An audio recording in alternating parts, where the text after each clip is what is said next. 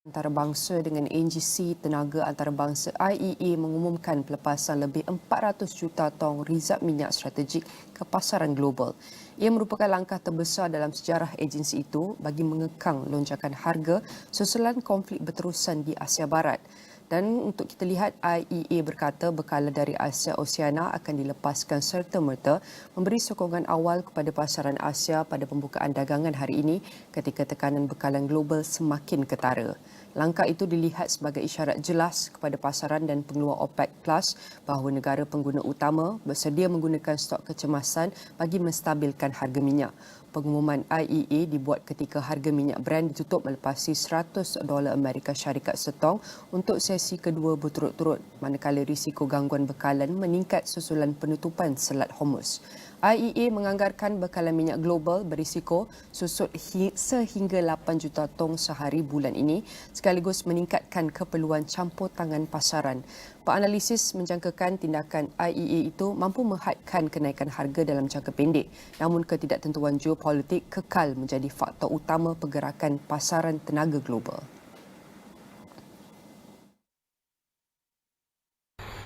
Ringgit diunjur diniagakan dalam julat antara RM3.93 hingga RM3.98 minggu ini. Berikutan pelabur akan terus memantau dengan teliti trajektori harga minyak mentah. Bercakap kepada Bernama, Ketua Ahli Ekonomi Bank Muamalat Malaysia Berhad Dr. Muhammad Afzal Nizam Abdul Rashid berkata, peniaga dan pelabur akan terus memberikan tumpuan terhadap perang di Iran pada minggu ini. Berkongsi pandangan yang sama, Kenanga Investment Bank Berhad menjangka pelabur terus berhati-hati dan mengurangkan pegangan terhadap aset pasaran pesat membangun yang lebih sensitif terhadap turun naik pasaran. Ujarnya, walaupun Malaysia menerima keuntungan yang lebih besar daripada gas asli cecair yang menawarkan sedikit perlindungan, ringgit dijangka kekal terhad dan diniagakan tidak berubah dengan kecenderungan menyusut pada paras RM3.93 hingga RM3.95 berbanding dolar Amerika. Jangkaan asas pihaknya adalah ketegangan tidak reda dengan segera dan laluan bekalan utama di Asia Barat masih terdedah kepada risiko.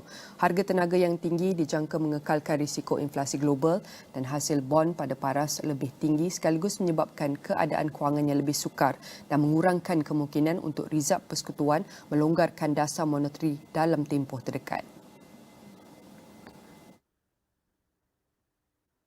Konflik Asia Barat kini mula memberi tekanan langsung kepada ekonomi menerusi lonjakan harga minyak dunia. Kerajaan masih mengekalkan RON 95 pada RM1.99 seliter.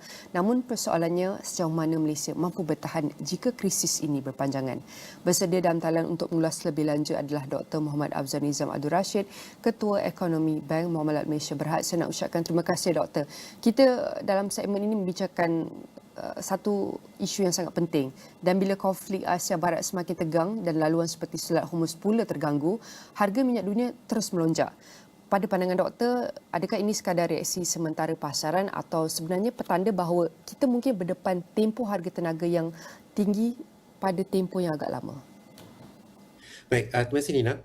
Saya rasa peserta pasaran sebenarnya masih lagi dalam mood memerhati apakah yang akan terus berlaku dalam sektor minyak dan gas, terutamanya dari sudut bekalan daripada Timur Tengah.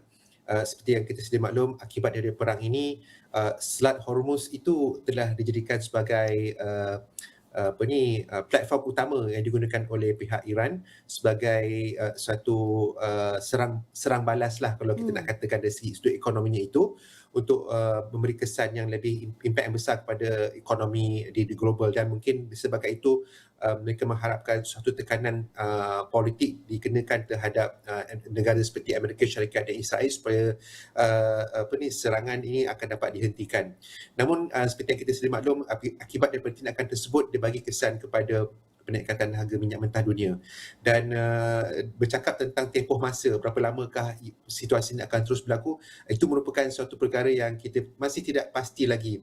Kalau kita mendengar timeline yang diumumkan oleh kerajaan Amerika Syarikat antara 4 minggu ke 6 minggu, saya kira itu pun satu tempoh yang dikira lama, 4 ke 6 minggu itu. Namun masih kita tidak pasti apakah suatu bentuk penyelesaian tuntas dapat dicapai. Yang pasti situasi military onslaught ni dilihat akan terus berlangsung, dan ini akan bagi kesan kepada tingkat harga minyak mentah dunia, dan ini menuntut suatu pengamatan lebih teliti bagaimana respon yang sesuai perlu diberikan terhadap situasi semasa ini. Penting untuk kita meneliti apakah antara tindakan seterusnya untuk menangani perkara ini, dan kerajaan sekarang ini masih kekalkan harga RON 95 pada RM1.99 seliter. Tetapi kosnya bukan kecil, sekitar RM2 bilion sebulan. Jadi doktor, dalam keadaan harga minyak global ini terus meningkat akibat peperangan ataupun ketegangan di konflik di peringkat Asia Barat, berapa lama lagi kerajaan benar-benar mampu bertahan dengan pendekatan subsidi seperti ini? Sekiranya kita lihat ketegangan ini bukan sahaja akan berlangsung atau berlanjutan 4 hingga 6 minggu, tapi lebih daripada itu. Baik, saya rasa beberapa senario perlu diperhatikanlah, dan saya kira pihak kerajaan akan membuat apa dikatakan sebagai senario building untuk itu sebagai pengurusan risiko. Saya kira semakin lama tempoh konflik ini berlangsung, maka boleh kita andaikan harga minyak akan meningkat tinggi. Kalau sebelum ini kita pernah perhatikan harga minyak mentah dunia Brent telah mencapai 146 sehingga 147 bilion dolar setong pada tahun 2008, maka mungkin satu situasi yang sama mungkin berlaku, dan ada yang menyebut tentang harga Brent, harga minyak mentah dunia mencecah ke paras $200 setong. Jadi setiap tingkat harga minyak tersebut dengan tempoh masa yang berlangsung, saya kira itu akan memberi kesan kepada bagaimanakah subsidi itu perlu diperuntukkan. Seperti yang dimaklumkan oleh pihak kerajaan, kalau untuk petrol 2 bilion sebulan, untuk diesel 1.2 bilion. Jadi itu bererti sebenarnya signal bahawa terdapat keperluan untuk pihak kerajaan menilai semula pada masa akan datanglah terhadap subsidi yang diberikan. Dan bagi saya pula, seperti yang pernah saya sebut sebelum ini, kerana kita telah saksikan penggunaan MyCard sebagai satu mekanisme yang begitu cekap dalam memberi subsidi ataupun menjalankan subsidi yang lebih bersasar ini, maka saya kira mungkin dengan data yang ada dalam MyCard tersebut, maka boleh dilihat bagaimana MyCard ini boleh digunakan seterusnya untuk memberi subsidi yang lebih bersasar. Mungkin peringkat fasa yang seterusnya adalah menyasarkan subsidi berdasarkan tahap pendapatan. Mungkin bagi mereka yang pendapatan T10 ke T20 ke, mungkin subsidi boleh dimansuhkanlah. Tapi bagi mereka yang golongan M40 dan 40, subsidi itu boleh dikekalkan. Jadi saya kira dengan penyelesaian semua subsidi pada masa akan datang ni dengan lebih bersasar, lebih tepat lagi, maka pinjamatan itu boleh diberikan kepada golongan penengah dan juga rendah, kerana kita sedia maklum bahawa golongan berpendapatan tinggi inilah yang banyak menggunakan penggunaan minyak dan sekaligus subsidi lah, kerana penggunaan kereta yang berkuasa tinggi dan sebagainya berbanding mereka yang golongan M40 dan B40, sudah pasti profil penggunaan minyak itu sangat-sangat berbeza. Jadi ini bukan satu perkara yang boleh dilihat bagaimana sekiranya perkara ini boleh krisis konflik ketenteraan ini terus berlangsung, maka ini satu option yang boleh difikirkan. Sudah tentu saya akan bawa juga kepada perbandingan pada waktu pandemik COVID-19. Kalau kita imbas pada ketika itu harga minyak juga pernah jadi isu besar, dan kerajaan ketika itu turut berdepan tekanan untuk lindungi rakyat serta ekonomi pada masa yang sama. Jadi kali ini doktor, apa beza paling besar antara tekanan harga minyak semasa pandemik dengan lonjakan yang berlaku sekarang akibat krisis geopolitik? Betul, Nina. Sebenarnya kita melihat situasi ataupun pentakrifan permasalahan itu sangat-sangat penting. Kalau COVID-19 isunya faktor kesihatan dan itu menyebabkan pergerakan manusia begitu terhad. Jadi sudah pasti dia punya responnya itu berbeza. Dan sekarang ini isunya adalah bekalan harga minyak mentah dunia itu dilihat terkesan akibat perang tersebut. Jadi sudah pasti ia menuntut suatu tindak balas yang bersesuaian dengan apa yang kita alami sekarang ini. Namun kalau kita lihat hakikatnya, sektor minyak dan gas ini sebenarnya masih lagi beradu, orang kata tu minyak itu banyak sebenarnya kalau kita lihat bagaimana sektor industri minyak dan gas ni bereaksi terhadap situasi harga minyak mentah sebelum inilah.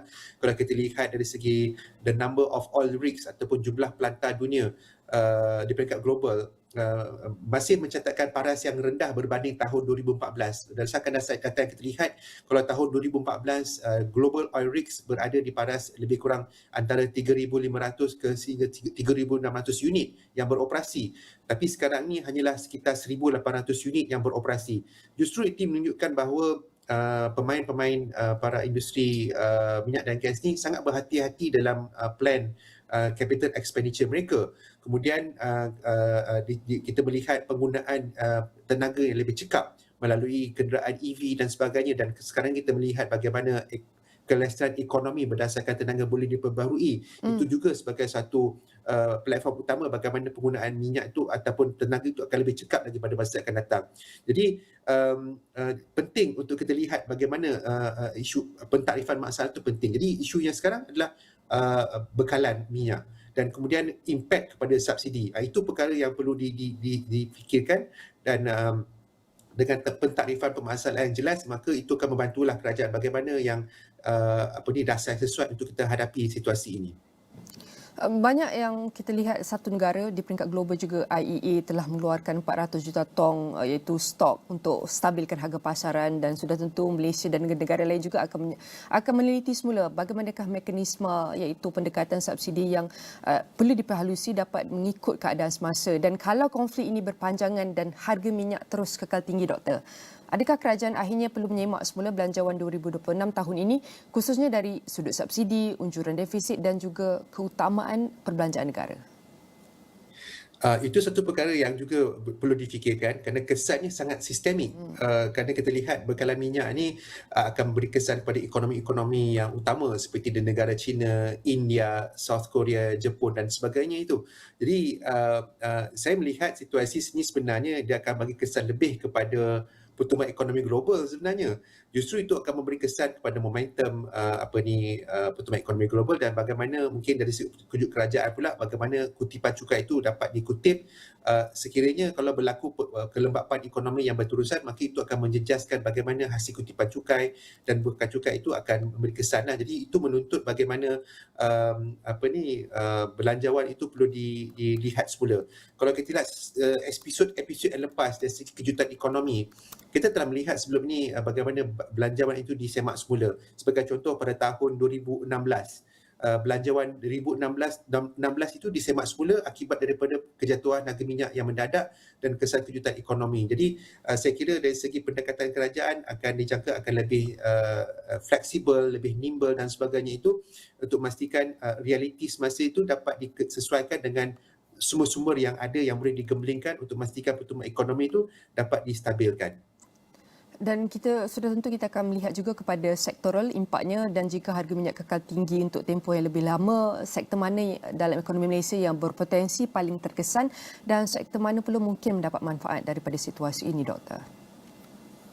Ya, kalau kita lihat bursa saham, kaunter-kaunter berkait rapat tentang minyak dan gas ni dilihat melonjak tinggi. Itu menandakan bahawa situasi peningkatan harga minyak yang meninggi ini akan memanfaatkan pendapatan. Namun sektor-sektor yang lain, kalau kita lihat dalam MPMKLCI, indeks yang banyak membawa penurunan dalam bursa saham Malaysia itu sektor berkait rapat tentang sektor-sektor domestik seperti perbankan, telekomunikasi. Itu juga menunjukkan bahawa kesan ini akan bagi kesan kepada pertumbuhan ekonomi domestik.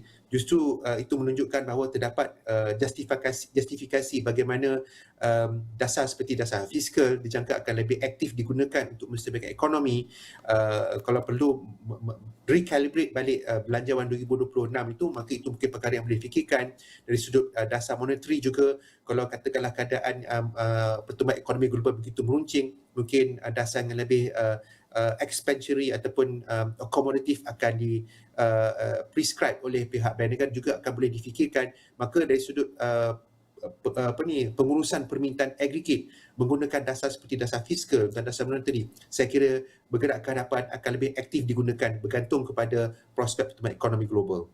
Jelas lonjakan harga minyak kali ini bukan lagi sekadar isu pasaran tenaga, tetapi sudah menjadi ujian besar kepada fiskal negara, inflasi dan juga kos sara hidup rakyat. Seperti yang Dr. kongsikan, banyak perkara yang kita perlu lihat semula, teliti dan recalibrate, dan apa yang boleh kita lakukan untuk memastikan iaitu ekonomi domestik ini kekal kukuh dan kekal mampu menghadapi segala tekanan ekonomi di peringkat geopolitik.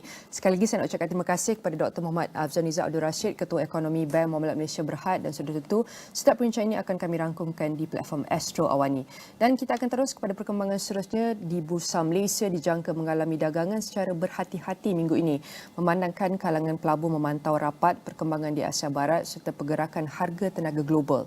Pengarah dan penganalisis strategi pelaburan dan ekonomi IPPFA sedang berhad, Muhammad Siddiq Jantan berkata keupayaan FBM KSCI untuk kembali meningkat dan bertahan di atas paras psikologi 1,700 akan kekal menjadi rujukan teknikal penting, terutama selepas indeks itu ditutup pada 1,698.51 mata pada Jumaat lalu.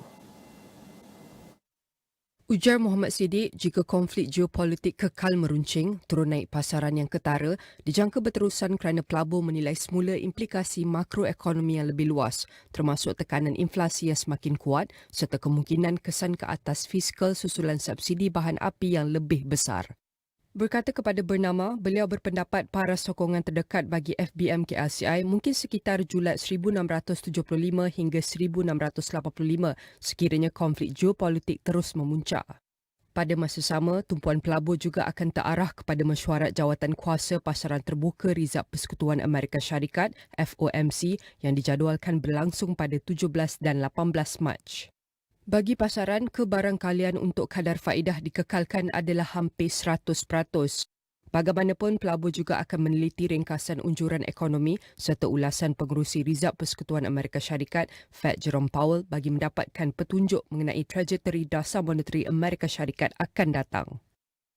Bagi dagangan yang berakhir minggu lalu, Bursa Malaysia susut di bawah paras psikologi penting 1,700 apabila laporan berkaitan geopolitik terus menjejaskan sentimen pasaran selepas pemimpin tertinggi Iran yang baharu, Mojtaba Khamenei, memberi isyarat bahawa Selat Hormuz akan kekal ditutup.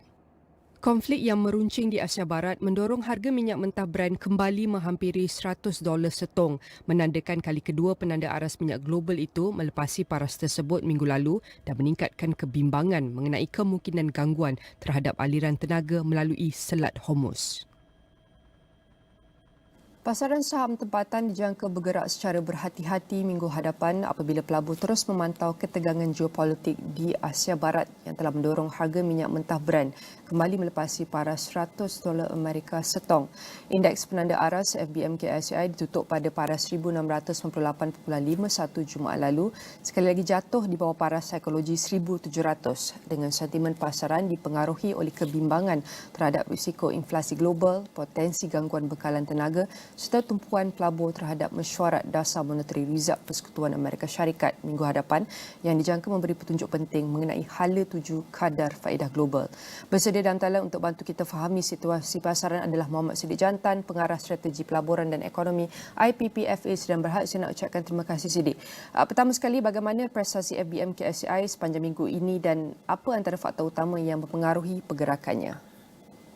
Okey, baik Nina. Kalau kita tengok sepanjang minggu ini kita akan melihat FBM KLCI akan menunjukkan pergerakan yang agak tidak menentu dengan indeks FBM KLCI ini dilihat akan beberapa kali menguji paras psikologi 1,700 sebab even kalau pada pagi ini kita nampak indeks FBM KLCI telah menurun kepada RM1,688. So ini mencerminkan sentimen pelabur yang semakin berhati-hati terhadap peningkatan risiko geopolitikal global. So tekanan awal pasaran kalau kita tengok pada hari Isnin lepas apabila harga minyak Brent melonjak sekitar melepasi $110 setong susulan ketegangan yang semakin meningkat di Timur Tengah serta kebimbangan terhadap potensi gangguan bekalan tenaga melalui Selat Hormuz, salah satu laluan yang menjadi paling kritikal di dunia. So walaupun indeks dia kalau kita tengok pada minggu lepas dia mencatatkan pemulihan yang sederhana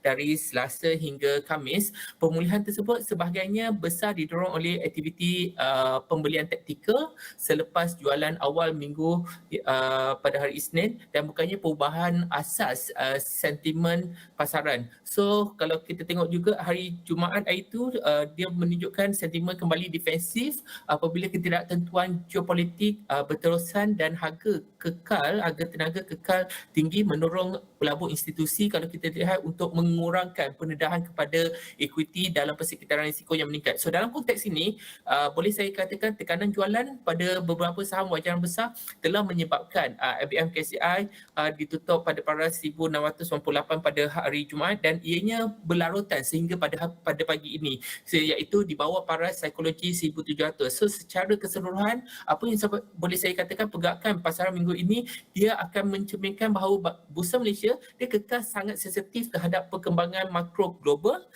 khususnya kejutan harga tenaga, perubahan sentimen risiko global serta penyusunan portfolio pelabur dalam persekitaran ketidaktentuan geopolitik yang semakin meningkat. Baik, kita lihat antara konflik di Asia Barat menjadi antara pengaruh utama untuk pergerakan Bursa Malaysia, melihat kepada Bursa Malaysia agak terkesan dengan makroekonomi ini. Dan sektor mana yang paling terkesan dalam pasaran saham Malaysia susulan perkembangan ini?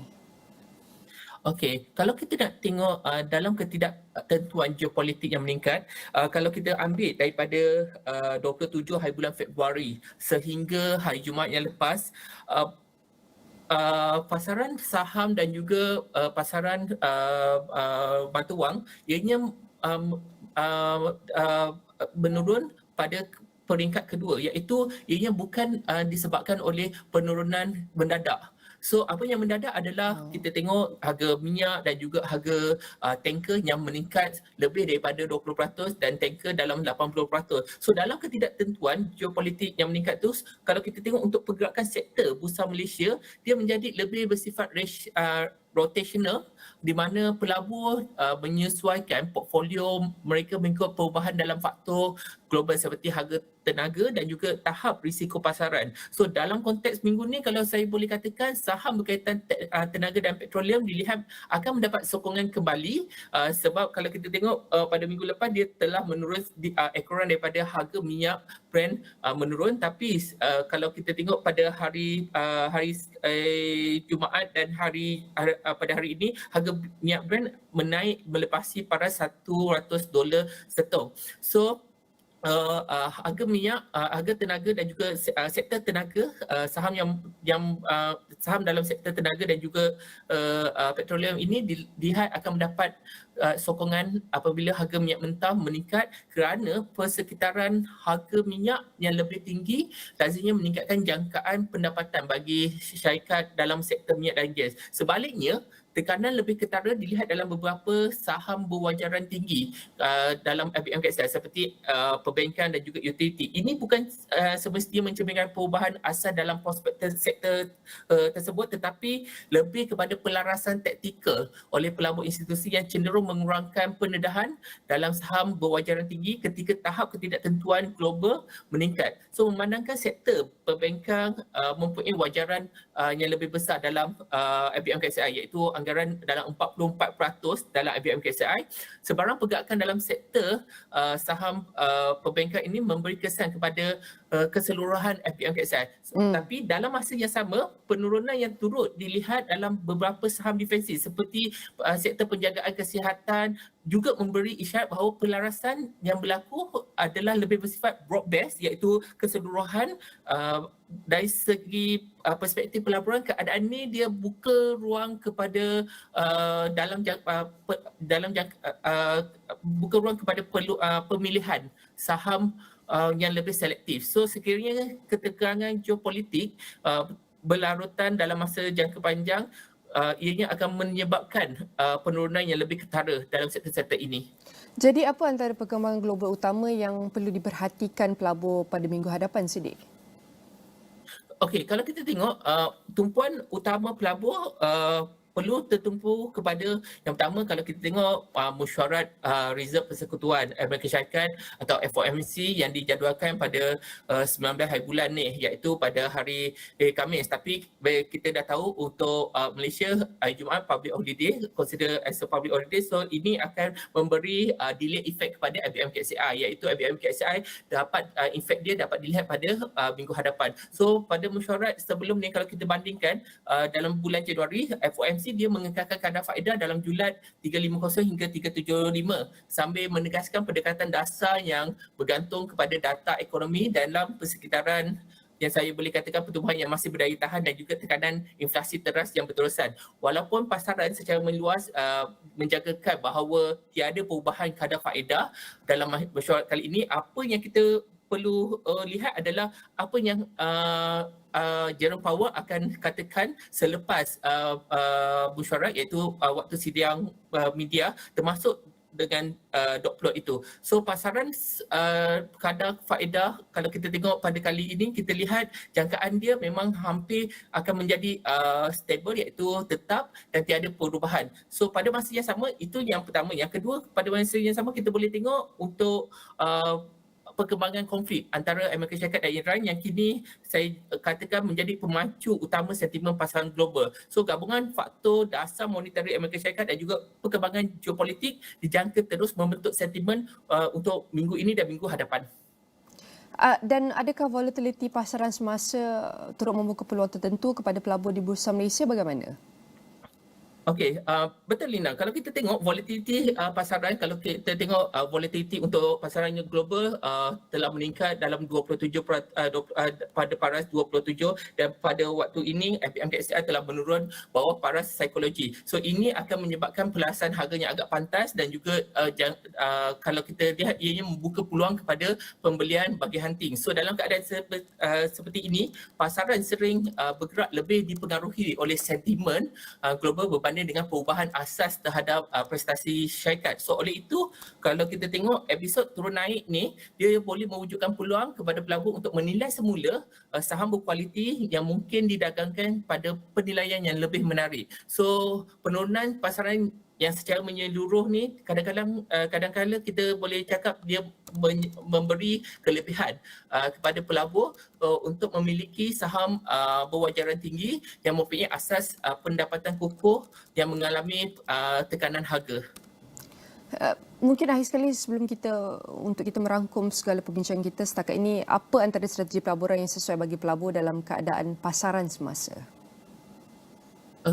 Okey, buat masa ni kalau kita tengok keadaan masih tidak menentu. So apa-apa keputusan pelaburan untuk menjual ataupun membeli, ianya perlu dilakukan dengan berhati-hati. So pelabur perlu mengambil pendekatan yang lebih selektif dan juga berdisiplin. Fokus utama seharusnya beri kepada syarikat yang mempunyai asas perdagangan yang kukuh serta kecairan yang tinggi, terutamanya saham berwajaran tinggi dan juga mempunyai perniagaan hampir keseluruhannya fokus kepada Malaysia, iaitu tidak terlibat dalam aktiviti perdagangan. So pada masa yang sama, strategi pengumpulan secara berperingkat juga boleh membantu sebab kita tak tahu berapa lama lagi krisis ini berlaku, sebab semakin lama krisis ini berlaku, semakin tekanan semakin tinggi terhadap pasaran saham. So pelabur boleh mengumpul pegangan mereka secara berperingkat. Dengan ini dia mengekalkan keadaan yang hampir neutral dalam portfolio pelaburan mereka. So pada masa yang sama, saya boleh nasihatkan pelabur untuk memanjangkan horizon pelaburan mereka supaya dapat mengurangkan tekanan dalam portfolio mereka, sebab kalau kita lihat dengan memberi perhatian kepada tahap penilaian dan juga teknikal pasaran, so pelabur boleh menukarkan ketidaktentuan jangka masa pendek kepada peluang jangka masa panjang. Dan dalam persekitaran pasaran yang masih dibayangi ketidaktentuan geopolitik, pelabur dijangka kekal berhati-hati sambil terus menilai risiko dan peluang yang wujud di Bursa Malaysia. Terima kasih atas perkongsian dan analisis itu tadi, Muhammad Siddiq Jantan, Pengarah Strategi Pelaburan dan Ekonomi IPPFA sedang berhad, dan kita akan berehat seketika dan kembali selepas ini di Niaga Awani.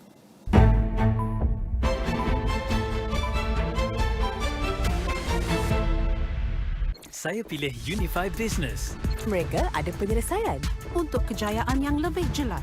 Unify G Business Mobile, majukan saya. Go Bukit, uruskan segalanya. Internet grade perniagaan, meluaskan rangkaian.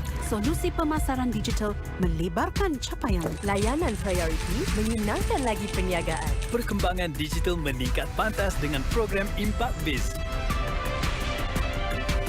Tingkatkan perniagaan anda dengan Unify Business hari ini. Herbal Essences melembutkan dan menyelatkan semula rambut anda dengan 100% pati tumbuhan sebenar seperti minyak argan dan aloe.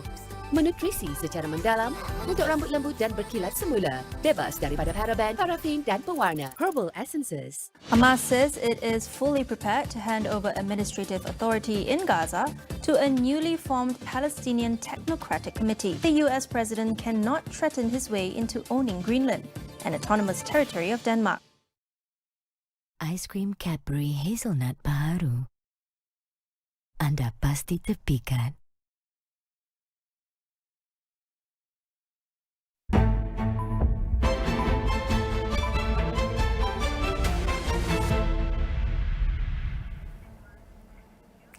Hello and welcome to Niaga Spotlight with me, Tamina Kausji. Niaga Spotlight takes us through the week in economic analysis and future affairs. Today on Future Affairs, our spotlight falls on Japan and ASEAN SMEs, opportunity amid global uncertainty. Across Asia's business landscape, a shift is underway. In Japan, thousands of mid-sized companies, many built by first-generation founders and deeply rooted in regional economies, are approaching a pivotal moment. As leadership transitions loom and growth prospects at home become more constrained, more of these firms are beginning to look outward. And increasingly, that search for opportunity is bringing them to Southeast Asia. So, what could this emerging wave of Japan-ASEAN partnerships mean for the region's business landscape, especially amid growing geo-economic risk? Joining me now to break this down is Yusuke Ojima, Regional Head for Southeast Asia at Nihon M&A Center Incorporated. A very good morning to you, Yusuke. How are you doing today? Thank you for making time for Niaga Spotlight. Hi, good morning. Thank you very much for providing for opportunity. Yeah, I hope we can have a very good, meaningful discussion today. Absolutely. Yusuke, so let's start off with you providing us with some insights. Now, Japan's SME sector, it often sits outside the global spotlight, yet it represents the backbone of the country's domestic economy. How significant is the succession crisis among Japan's mid-sized companies today? Tell us a little more about this. Okay, thank you very much for your questions. Actually, the succession issues in Japan is a very critical issue in Japan. And yeah, surprisingly, of course, very similar like Malaysia, the number of the SME, quite the big portion of the number of the company in Japan. And also the number of the SME owners is getting aged now. And the average age of the SME owners in Japan is now around 70 years old. This is a very surprising figure even for me. But the issue is now the most of them doesn't have successors. So meaning, even though they want to retire, it's very hard for them to choose that options.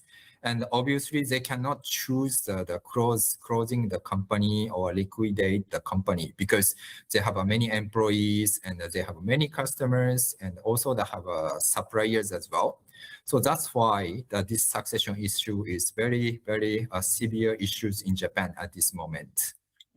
Absolutely. And what data also shows is that around 99% of the domestic economy actually comes from SMEs, together with about 70% of employment depending on it. So clearly, if founders are not able to find domestic successors, this can lead to certain issues coming up. But at the same time also, it is facing a real opportunity for looking for differentiation.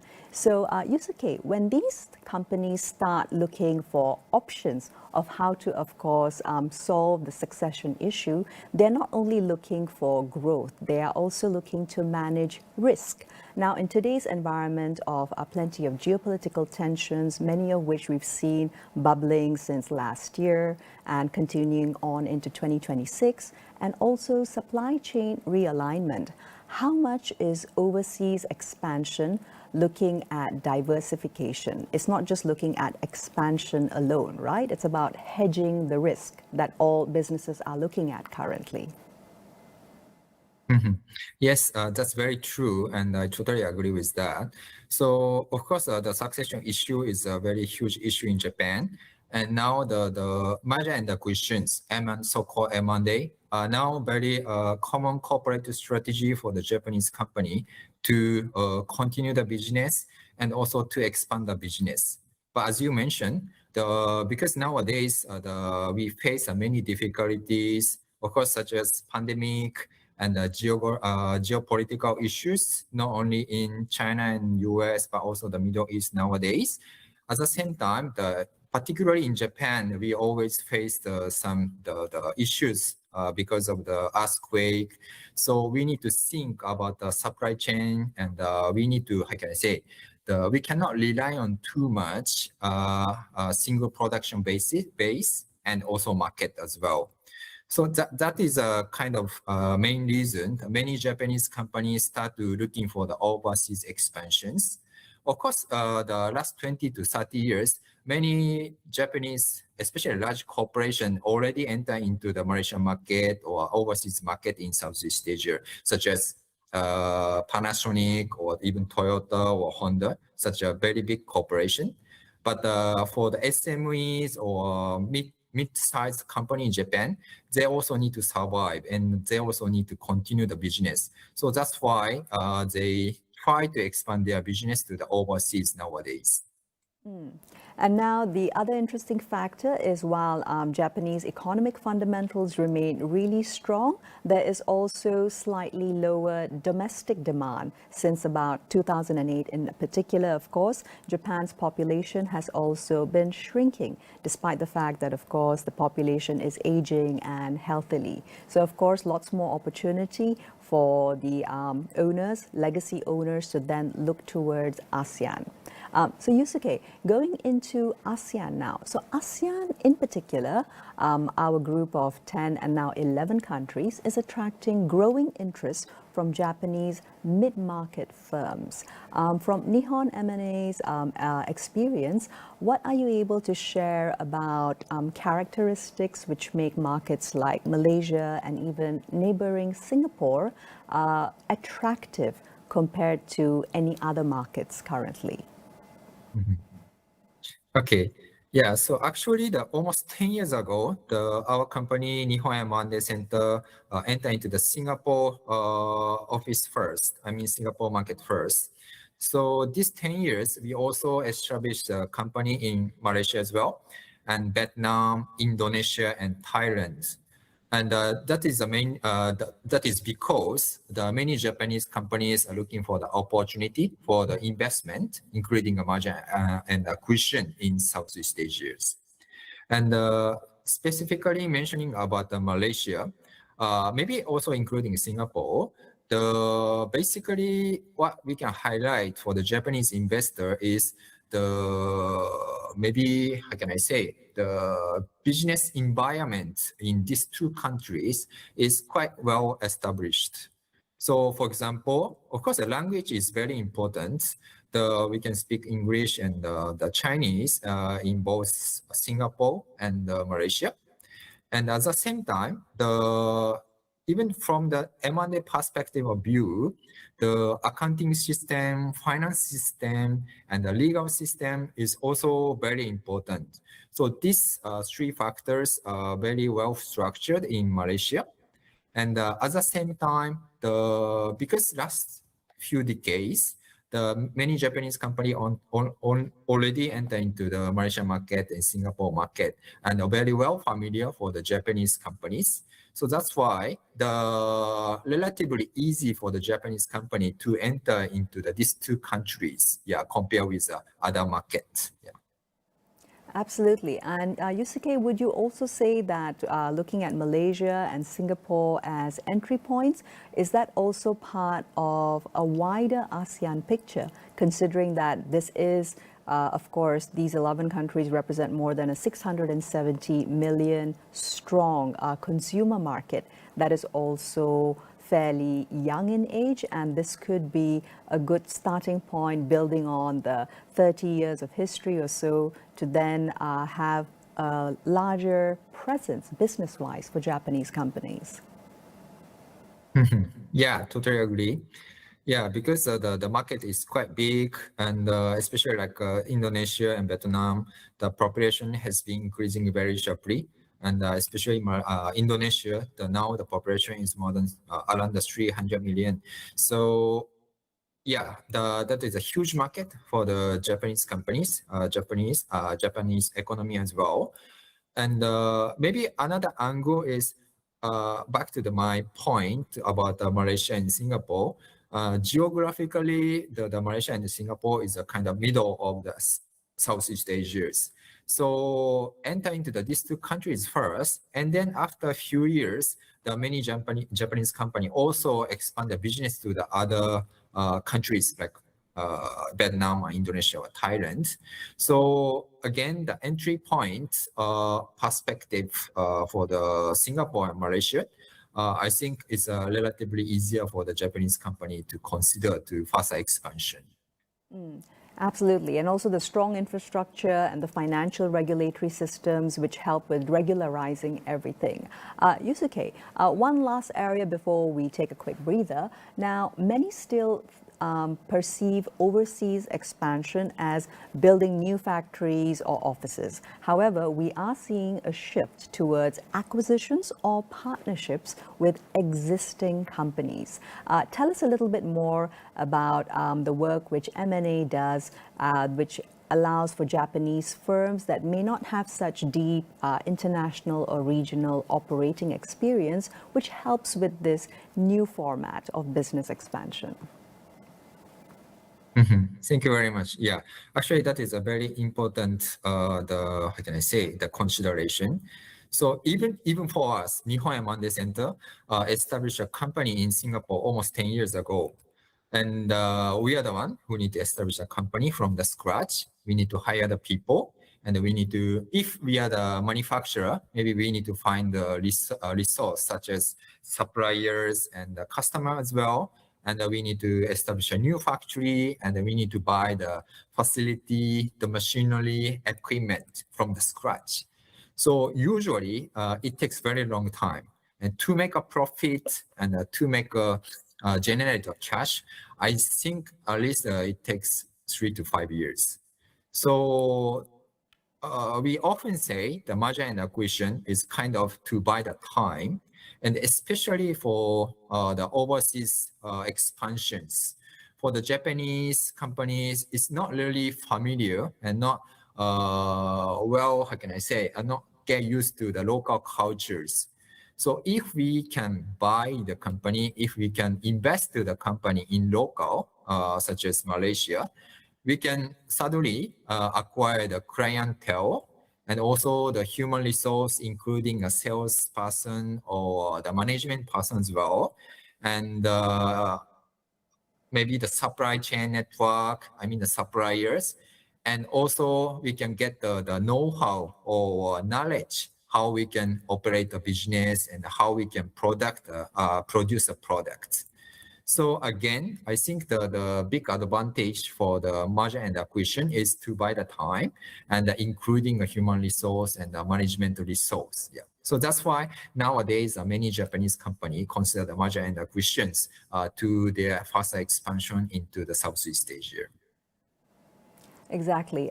Perhaps if you could offer us any perspective on the fact that for mid-sized companies especially, shortening this learning curve with deep local knowledge is what is most beneficial, because then it allows you to, without further time invested, to actually come in and begin operations or continuance of operations almost immediately. Usually, what does that time frame look like, Yusuke, for firms that are working with M&A?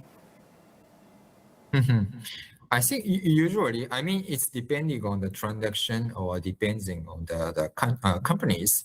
But maybe we can say around 1 to 2 years for those, how can I say, the M&A process and the M&A deal transactions. All right. Thank you very much for the insights insofar, Yusuke. We do take a short break now. Don't go anywhere. We'll be right back with the rest of the interview only on Niaga Spotlight.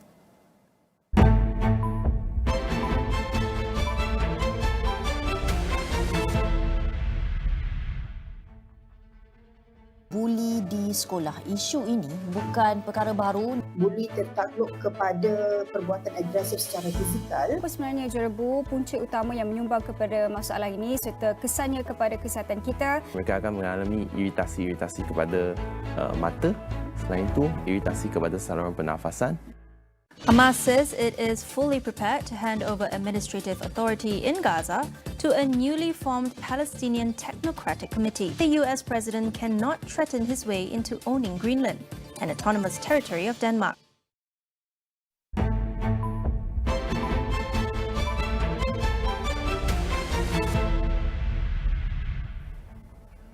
Welcome back to Niaga Spotlight, still with me, Tamina Kausji, and today we're going through Japan and ASEAN SMEs and opportunity amid global uncertainty. On the line with me is Yusuke Ojima with M&A Incorporated.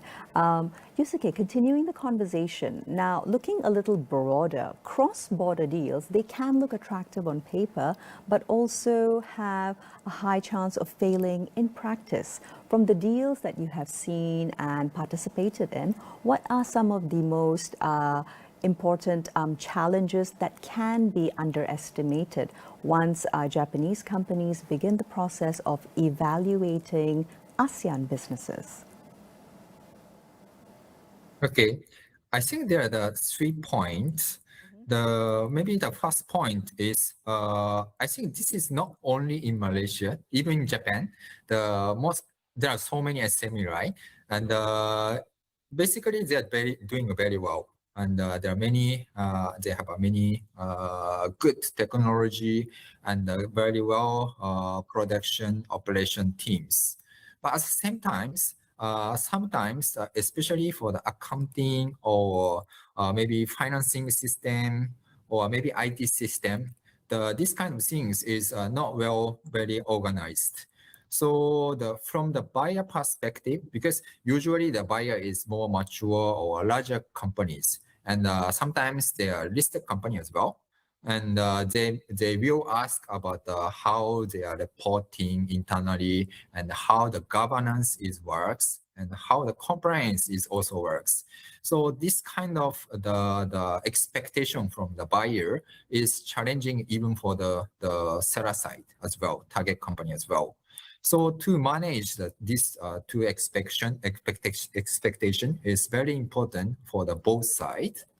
And the second point from view is because from the business owner, especially for the seller side, because usually they don't disclose too much about their information or their details because they are private company and they are not public company. So it's not necessary to disclose much information.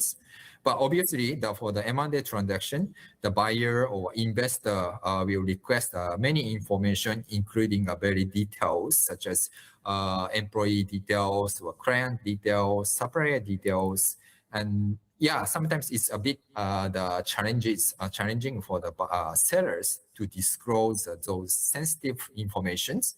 So this kind of the challenges we always face. So I think to having the good advisor, especially for the merger and acquisition or corporate advisor, very important for the M&A transactions. And the last point is so-called the PMI, the post-merger integration. So M&A is the one of the transactions.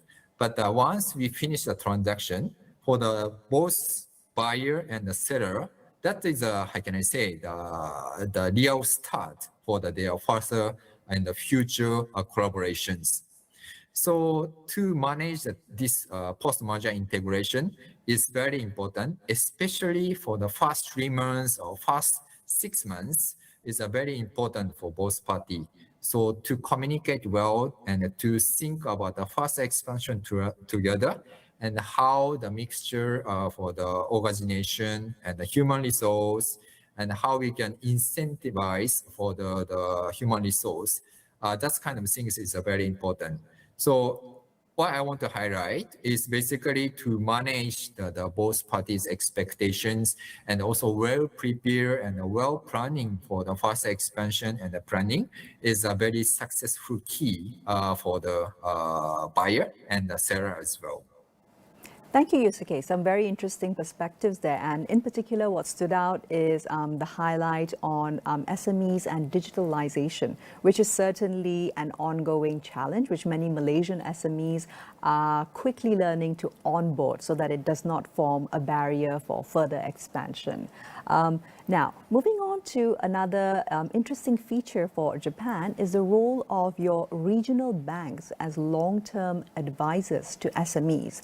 Yusuke, could you tell us how influential are these banks in shaping whether companies even consider overseas M&A in the first place? Okay, thank you very much. Yeah, actually, the Japanese regional bank having a very important role, especially for the Japanese SME or mid-sized companies. And they are also always kind of the very strong and a close partner for the business owner in Japan to think about the strategic planning and also the succession issues, as I mentioned, and maybe capital structures and faster expansion in merger and acquisition, including merger and acquisitions. And of course, because they are a bank, they provide the funds for maybe some investment even in Japan. But nowadays, because the regional bank is the one who also expand the business to the overseas, and obviously they have many clients, they are also looking for the faster expansions. So yeah, that's why actually we invite around 20 Japanese regional banks to the Malaysia and Singapore last month. And because some of the regional banks, they are quite familiar in the faster expansion in Japan. But for the overseas strategy and overseas business, some of them still doesn't have much experience, know-how or network. So that's why we invite them to understand the local market in Malaysia and Singapore and how the attractive market for the Japanese company and how we can integrate the both countries' technologies and the operation skills and the technology as well. And I think the interesting things for this event is we also collaborate with MIDA, the Malaysian Investment Authorities, and also some of the Malaysian bank as well, so that we can encourage the more Japanese banks and even their clients to consider the overseas expansions. So yeah, I think we will continue for taking place at this kind of event. This is kind of the matchmaking between the Malaysian and the Japanese financial institution. But of course, eventually we are aiming to encourage more Japanese SMEs to invest to the Malaysia and in Southeast Asia as well. And of course, if these partnerships work out well, it also deepens regional and ASEAN economic integration too. Thank you, Yusuke. Now, moving into looking at the broader economic landscape, which industries are you predicting are most likely to see deeper Japan-ASEAN collaboration over the next decade to come? And are you seeing that these are driven more by technology transfer, or is it more supply chain resilience? Yeah, that's right. Technology is one of the very attractive sectors in Malaysia. We also did several deals related to the IT, including cybersecurity and some softwares, because the IT industry in Malaysia is quite organized and now still developing very well last few years. So we can see the huge demand from Japan side as well. And other than that, of course, how can I say, still the semiconductor sectors and advanced E&D electronics as well. And specifically in Malaysia, we can see the huge demand for the halal ecosystem. Halal is, I understand, that is not only the food and the beverage, but at the same time, we can see the consumer product like skincare or personal cares. and pharmaceuticals, and even logistics as well. So we understand Malaysia offers a modern domestic market, and the Japanese company perspective, of course, because the halal standard and the halal certificate in Malaysia is very high, so eventually they're also looking for the fast expansion to the maybe Indonesia or Middle East or eventually Africa as well. So this kind of IT and semiconductors, E&E, and food and halal related, we can feel that there are many demand from the Japan side. And finally, Yusuke, for Malaysia's own SME sector, many of which are also first-generation businesses, could partnerships with Japanese mid-market firms become a pathway for scaling, succession, or even regional expansion, in your perspective? Yeah, definitely. To be honest, the last 5 years, I met many business owners in Malaysia. And surprisingly, I can feel many of them also doesn't have any successor. Of course, even though they have a son or daughter, but usually they study abroad, and then after graduation, they start to work for the large corporations. And yeah, unfortunately, maybe they are not interested in take over business from the parents. That's kind of a trend. We can see the same things in Malaysia as well. So that's why I think to consider about the succession issues or retirement issues, I think M&A is going to be the very important role for the Malaysian business owner as well. And if the buyer or investor, the Japanese company, I think to expand the business for the Malaysian companies and also to acquire the kind of know-how or operation skill and high standard knowledge from the Japan side is a good opportunity for Malaysia. So we believe this kind of business collaboration between Malaysia and Japan would be very beneficial for the both companies, and eventually it's good for the both country and the economy as well. Yeah. Thank you very much for the perspectives. Yusuke Ujima, Regional Head for Southeast Asia at Nihon M&A Center Incorporated. Now, in closing, for Malaysia and Southeast Asia, the real opportunity may lie in how these cross-border relationships evolve as platforms for shared expertise, capital, and regional integration. That's all we have time for today. Join us next week for more economic analysis and insights. Here's to a productive week ahead.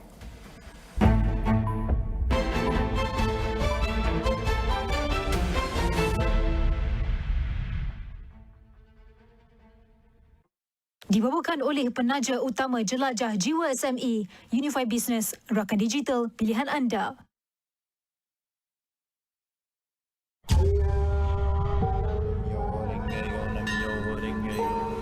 Kaulah tuanku.